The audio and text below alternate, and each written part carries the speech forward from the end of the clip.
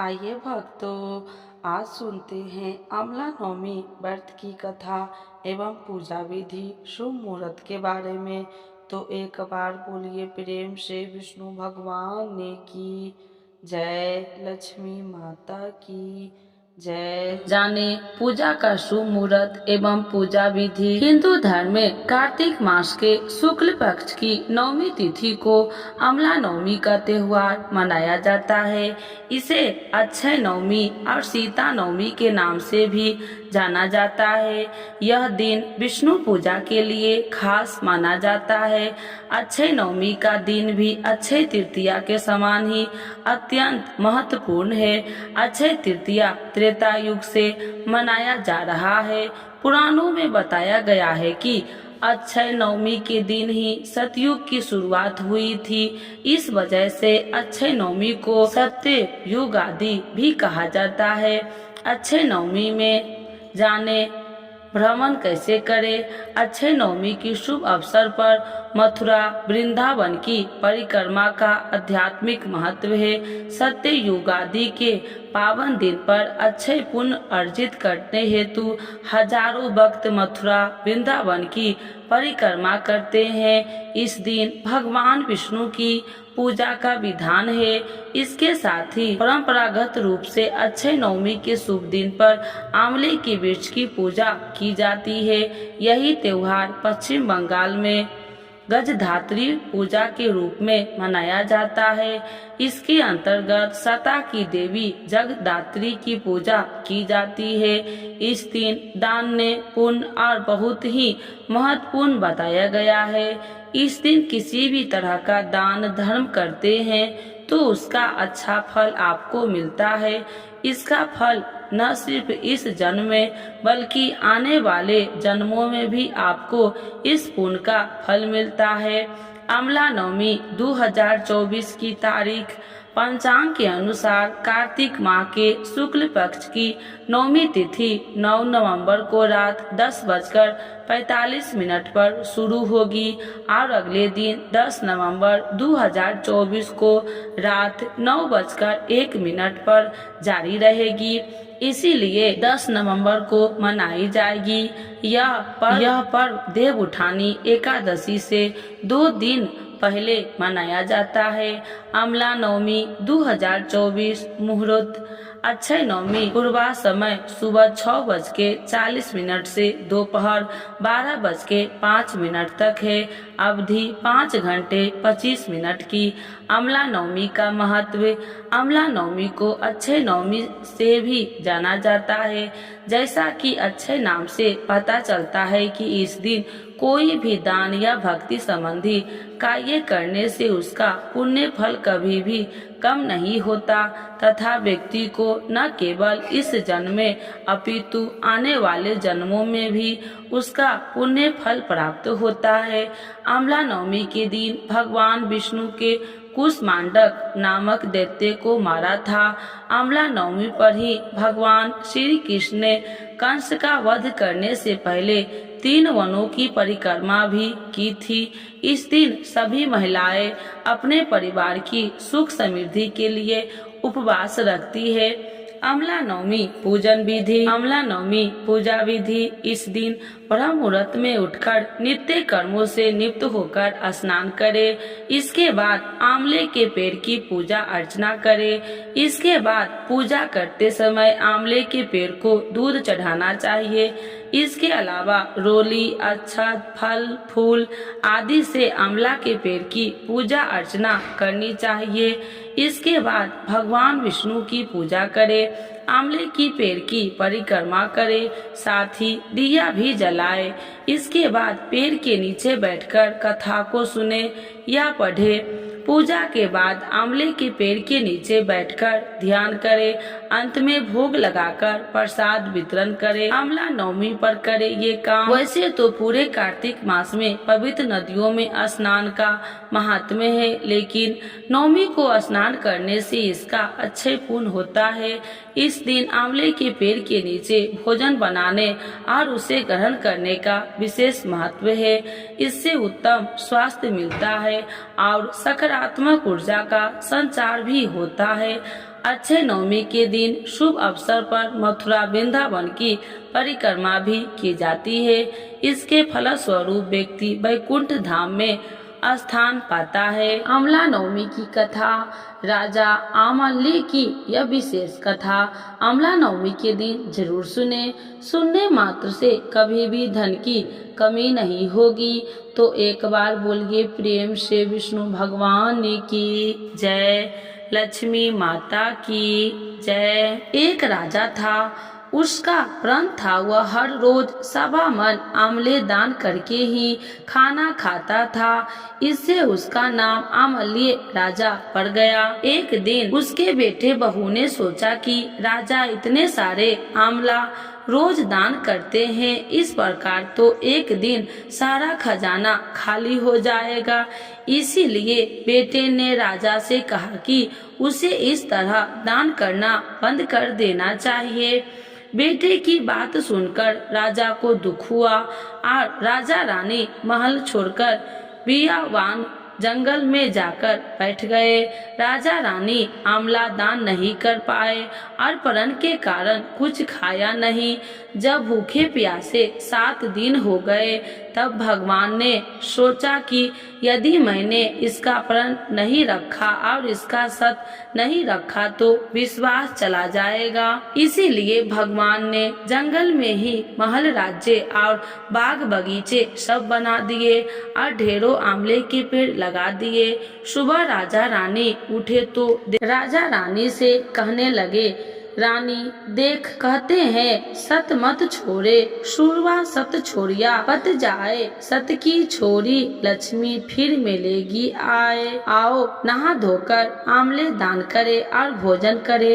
राजा रानी ने आमला दान करके खाना खाया और सुखी सुखी जंगल में रहने लगे। उधर आमला देवता का अपमान करने व माता पिता से बुरा व्यवहार करने के कारण बहू बेटे के बुरे दिन आ गए। राज्य दुश्मन ने छीन लिया। दाने दाने को मोहताज हो गए और काम ढूंढने हुए अपने पिताजी के राज्य में आ पहुँचे। उनके हालत इतने बिगड़े हुए थे कि पिता ने उन्हें बिना पहचाने हुए काम पर रख लिया। बेटे बहू सोच भी नहीं सकते कि उनके माता पिता इतने बड़े राज्य के मालिक भी हो सकते हैं। सो उन्होंने भी अपने माता पिता को नहीं पहचाना। एक दिन बहू ने सास के बाल गूंथने समय उनकी पीठ पर मासा देखा। उसे यह सोचकर रोना आने लगा कि ऐसा मासा मेरी सास के भी था। हमने यह सोचकर उन्हें आमले दान करने से रोका था कि हमारा धन नष्ट हो जाएगा। आज वे लोग न जाने कहाँ होंगे। यह सोचकर बहू को रोना आने लगा और आंसू टपक टपक कर सास की पीठ पर गिरने लगे। रानी ने तुरंत पलटकर देखा और पूछा कि तू क्यों रो रही है। उसने बताया, आपकी पीठ जैसा मासा मेरी सास की पीठ पर भी था। हमने उन्हें आमले दान करने से मना कर दिया था, इसीलिए वे घर छोड़कर कहीं चले गए। तब रानी ने उन्हें पहचान लिया, सारा हाल पूछा और अपना हाल बताया। अपने बेटे बहू को समझाया कि दान करने से धन कम नहीं होता बल्कि बढ़ता है। बेटे बहू भी अब सुख से राजा रानी के साथ रहने लगे। हे भगवान, जैसे राजा रानी का सत रखा वैसे सबका सत रखना, कहते सुनते सारे परिवार का सुख करना। तो एक बार बोलिए प्रेम से विष्णु भगवान की जय, लक्ष्मी माता की जय। आइए भक्तों, आज सुनते हैं अमला नवमी की पौराणिक एवं प्रमाणित कथा। तो एक बार बोलिए प्रेम से विष्णु भगवान की जय, लक्ष्मी माता की जय। कार्तिक मास के शुक्ल पक्ष की नवमी के दिन अमला नवमी मनाई जाती है। इसे अक्षय नवमी भी कहा जाता है, क्योंकि इस दिन किया गया कोई भी शुभ कार्य अक्षय फल देने वाला होता है, अर्थात उसके शुभ फल में कभी कमी नहीं होती। हमारे आयुर्वेद में आंवला को आयु और आरोग्य वर्धक कहा गया है। इस दिन आंवला के वृक्ष की पूजा करके उसके नीचे बैठकर भोजन करने का बड़ा महत्व है। माना गया है कि इससे वर्ष आयु आरोग्य बना रहता है। इस दिन आंवला के फल का सेवन किया जाता है। आइए जानते हैं आंवला नवमी से जुड़ी बातें, इसका महत्व और इस दिन किए जाने वाले उपायों के बारे में। आंवला नवमी का महत्व इस बात को समझा जा सकता है क्योंकि इस दिन द्वापर युग का प्रारंभ हुआ था, जिसमें स्वयं भगवान श्री कृष्ण ने जन्म लिया था। आंवला नवमी के दिन ही भगवान श्री कृष्ण ने वृंदावन गोकुल की गलियां छोड़कर मथुरा प्रस्थान किया था। संतान और पारिवारिक सुखों की प्राप्ति के लिए रखा जाता है व्रत। इस दिन उन्होंने अपनी बाल लीलाओं का त्याग करके कर्तव्य के पथ पर पहला कदम रखा था। इस दिन से वृंदावन की परिक्रमा भी प्रारंभ होती है। आंवला नवमी का व्रत संतान और पारिवारिक सुखों की प्राप्ति के लिए किया जाता है। यह व्रत पति पत्नी साथ में रखे तो इन्हें इसका 2 गुना शुभ फल प्राप्त होते हैं। आंवला नवमी के दिन स्नान आदि करके किसी आंवला वृक्ष के समीप जाए, उसके आसपास साफ सफाई करके आंवला वृक्ष की जल में शुद्ध जल अर्पित करे, फिर उसकी जड़ में कच्चा दूध डाले, पूजन सामग्री से वृक्ष की पूजा करे और उसने तने पर कच्चा सूतिया मौली 8 परिक्रमा करते हुए लपटे। कुछ जगह 108 परिक्रमा भी की जाती है। इसके बाद परिवार के सुख समृद्धि की कामना करके वृक्ष के नीचे ही बैठकर परिवार मित्र सहित भोजन किया जाता है। आंवला नवमी को वेद पुराणों में अत्यंत उपयोगी और पूजनीय कहा गया है। आंवला का संबंध कनकधारा स्तोत्र से भी है। आंवला नवमी और शंकराचार्य की कथा। तो एक बार बोलिए प्रेम से राधे कृष्ण भगवान की जय। एक कथा के अनुसार एक बार जगदुरु आदि शंकराचार्य भिक्षा मांगने एक कुटिया के सामने रुके। वहाँ एक बूढ़ी औरत रहती थी जो अत्यंत गरीबी और दयनीय स्थिति में थी। शंकराचार्य की आवाज सुनकर वह बूढ़ी औरत बाहर आई। उसके हाथ में एक सूखा आंवला था। वह बोली, महात्मा, मेरे पास इस सूखे आंवले के सिवाय कुछ नहीं है जो आपको भिक्षा में दे सकूं। शंकराचार्य को उसकी स्थिति पर दया आ गई और उन्होंने उसी समय उसकी मदद करने का प्रण लिया। उन्होंने अपनी आंखें बंद की और मंत्र रूपी 22 श्लोक बोले। ये 22 श्लोक कनकधारा स्तोत्र के माँ लक्ष्मी ने उन्हें दिव्य दर्शन दिए और कहा कि शंकराचार्य, इस औरत ने अपने पूर्व जन्म में कोई भी वस्तु दान नहीं की है। यह अत्यंत कंजूस थी और मजबूरी बस कभी कुछ देना ही पड़ जाए तो यह बुरे मन से दान करती थी। इसीलिए इस जन्म में इसकी यही हालत हुई है। यह अपने कर्मों का फल भोग रही है, इसीलिए मैं इसकी कोई सहायता नहीं कर सकती। शंकराचार्य ने देवी लक्ष्मी की बात सुनकर कहा, हे महालक्ष्मी, इसने पूर्व जन्म में अभ्यस्त दान धर्म नहीं किया है, लेकिन इस जन्म में इसने पूर्ण श्रद्धा से मुझे यह सूखा आंवला भेंट किया है। इसके घर में कुछ नहीं होते हुए भी इसने यह मुझे सौंप दिया। इस समय इसके पास यही सबसे बड़ी पूंजी है। क्या इतना भेंट करना पर्याप्त नहीं है? शंकराचार्य की इस बात से देवी लक्ष्मी प्रसन्न हुई और उसी समय उन्होंने गरीब महिला की कुटिया में स्वर्ण के आंवले की वर्षा कर दी। हे भगवान, जैसे उस बुढ़िया की गरीबी दूर की है, वैसे सबको दूर करना। इस कथा को सुनने वाले एवं हुंकार भरने वाले की गरीबी को दूर करना। तो एक बार बोलिए प्रेम से विष्णु भगवान की जय, लक्ष्मी माता की जय। आइए भक्तों, आज सुनते हैं तुलसी माता की चालीसा। यह चालीसा सुनने से होती है हर रोगों से मुक्ति, मिलती है सुख समृद्धि का आशीर्वाद। तो एक बार बोलिए प्रेम से विष्णु भगवान की जय, तुलसी माता की जय, भगवती माता की जय। श्री तुलसी महारानी करु विनय सिर नाय, जो मम हो संकट विकट दीजे मात नसाय। नमो नमो तुलसी महारानी, महिमा अमित न जाए बखानी। दियो विष्णु तुमको सम्माना, जग में छायो सुयस महाना। विष्णु प्रिय जय जयंती भवानी, तिहु लोक की हो सुख खानी।